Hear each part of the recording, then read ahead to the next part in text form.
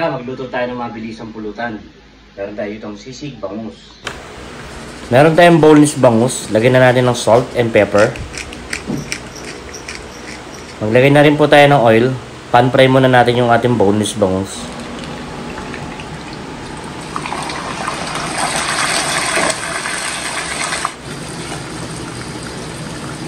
Pagluto na yung kabilang side naman po yung lutuin natin.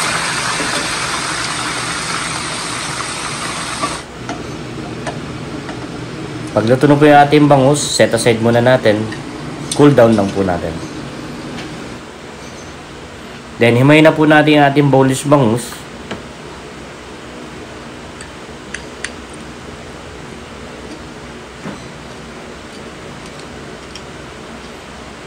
Pag nahimay na natin, maglagay na tayo ng butter sa pan.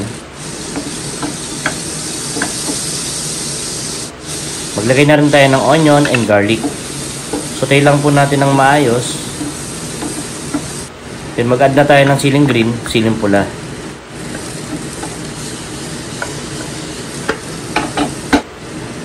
Lagay na rin po natin yung ating nahimay na boneless bangus.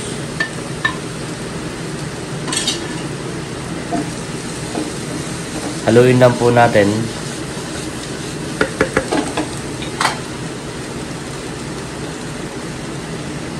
Maglagay na tayo ng liquid seasoning.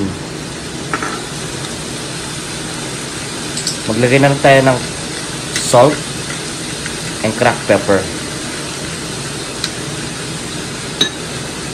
Add na rin natin yung ating calamansi juice. Dinimix lang po natin.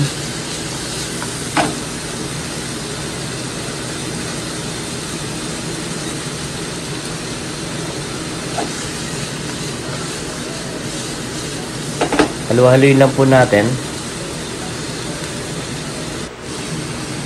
Mag-add na po tayo ng chop na chicharon. I-mix lang po natin ng maayos. Mag-add na po tayo ng mayonnaise. Maglagay na tayo ng isang itlog.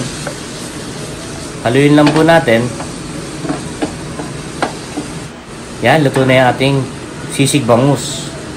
Sa system plate, maglagay na tayo ng butter. Melt lang natin ng maayos.